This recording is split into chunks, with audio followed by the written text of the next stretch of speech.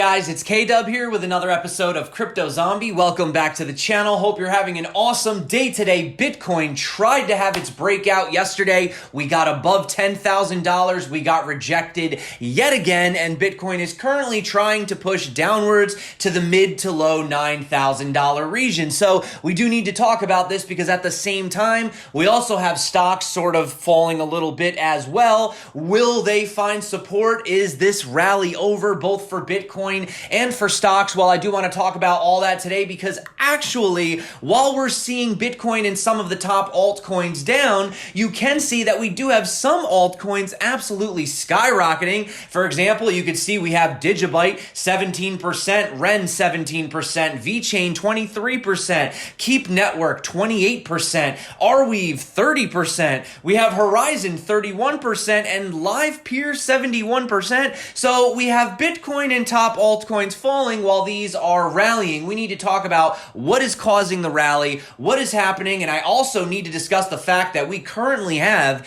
U.S. national debt officially crossing over $26 trillion. This is quite a lot of money. Also, we have Microsoft building their identity system on the Bitcoin blockchain. What is that? And finally, we need to end on the fact that the Pentagon war games have included a scenario for military response to domestic Gen Z rebellion, and they also have a part related specifically to Bitcoin and how to deal with a Bitcoin rebellion. So we're going to get into all that today. Lots of exciting topics in today's video. If it is your first time, definitely consider getting subscribed. We do give away a Ledger Nano S every single Monday. Drop a comment below. That makes you eligible, and I think we need to get directly into the charts today. So, guys, like I said yesterday, we did have the confirmation of the double golden cross on the CME futures, and I did say in the video that even though this is a very bullish indicator for Bitcoin, short term, we very often see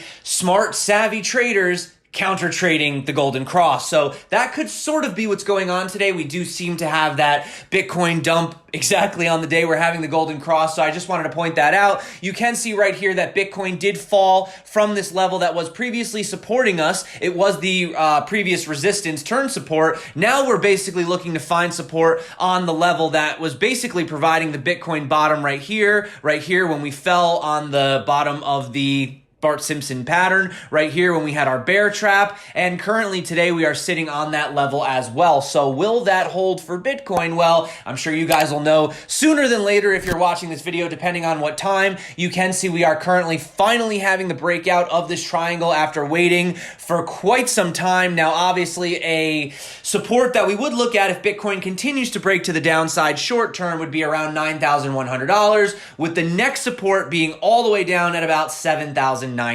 So even if Bitcoin was to fall to $7,900, no need for panic right away. We are technically still putting in a higher low. However, really, you kind of want Bitcoin to stay above the $9,300 level. That was really the level for the bulls to sort of maintain control of. And you can see right here that we are still in this giant triangle over on CME futures. So it is possible that Bitcoin could potentially, bounce around in this area. I don't know why my color is red today. I usually have it green. I must have been doing something earlier, but you can see that there is a potential to bounce around in this area, maybe even until the third week of June, where then we would have to make a massive decision on the CME. But currently, there was no more room for us to go sideways in this pattern, and this is probably why we are seeing this Bitcoin volatility today. However, lots of people asking, what is going on with all of these altcoins absolutely exploding? Is it alt season? Is it time for you to get invested into altcoins? Well, number one, I'm going to talk about why we're seeing these altcoins specifically explode. And number two, I'll give you my opinion on whether or not you should be loading up on some altcoins.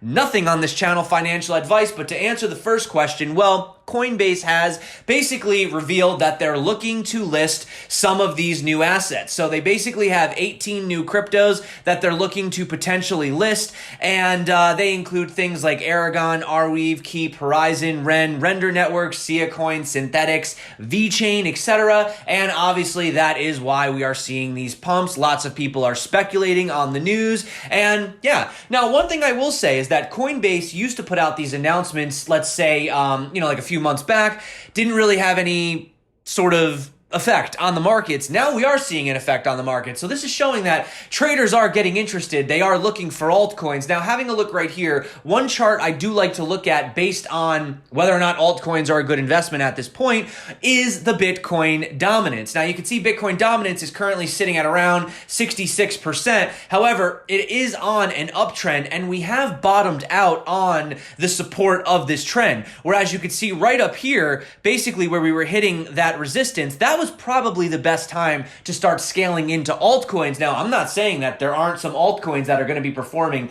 amazing. In fact, I've had a lot of requests of you guys to put out altcoin videos. I'm very skeptical on altcoin videos. If you want me to do an altcoin video, I will. Keep in mind, obviously nothing financial advice, but fundamentally speaking, I can give you my opinion. But right now, the fact that we are sitting at the bottom, this puts it basically, it puts the ball in Bitcoin's court, okay? So Bitcoin has more of a potential to come back up here and retest some of this resistance, which would mean that you would want to be sitting in Bitcoin as opposed to altcoins. So you might actually see some people starting to take profits on their altcoins and putting them into Bitcoin. Also, one other thing to consider is that if Bitcoin does continue to dump lower, it's going to drag down some of those altcoins with them as well. Bitcoin, when it moves 5%, sometimes the altcoins move 10%, and that does go for both directions. So that's basically my take on that. But what is happening, guys? We have officially crossed $26 trillion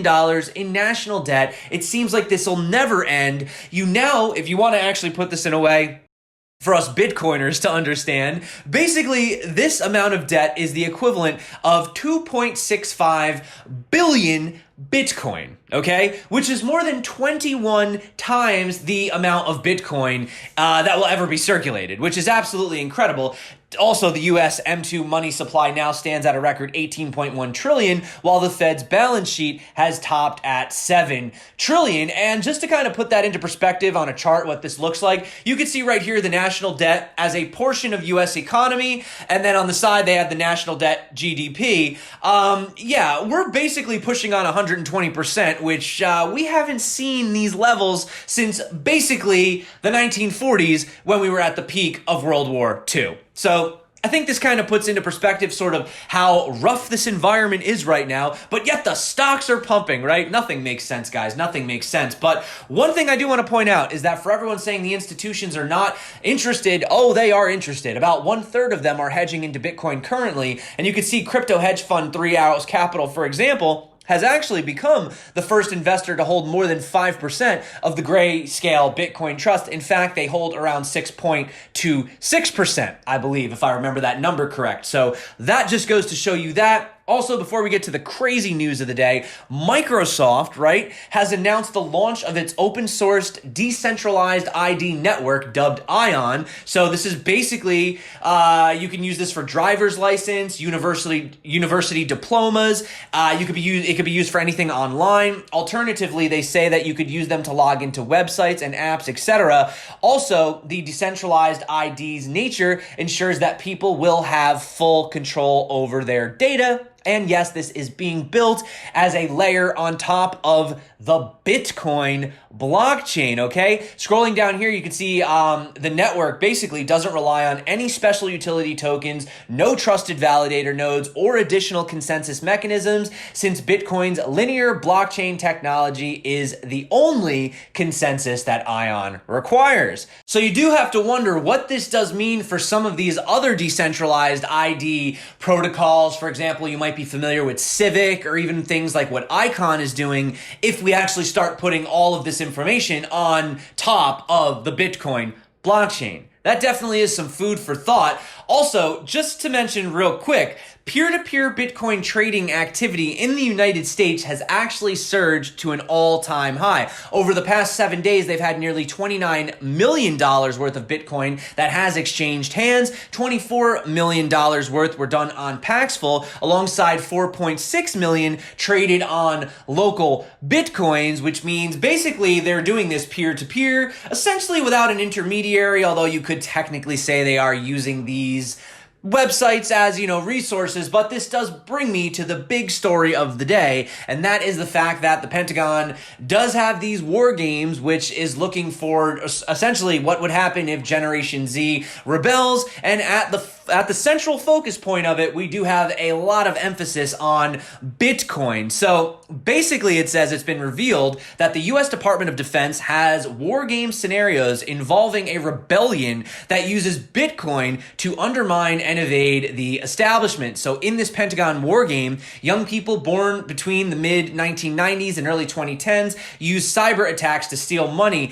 and convert it to Bitcoin. So it's called 2018 Joint Land, Air, and Sea Strategic Special Program, or the JLASS. The war game is set in 2025 and is intended to reflect a plausible depiction of major trends and influences in the world region. So, the scenario, which echoes recent protests in the U.S. around the world against racial injustice, involves some members of Gen Z who see themselves as agents for social change and believe that the system is rigged against them. They begin a global cyber campaign to expose injustices and corruption and to support and the support that they cause it deems beneficial. And yes, maybe to cipher money from the traditional system into Bitcoin, I guess you could say. So the group, and this is like an excerpt from it, by the way. I will drop a link below in the description to this. So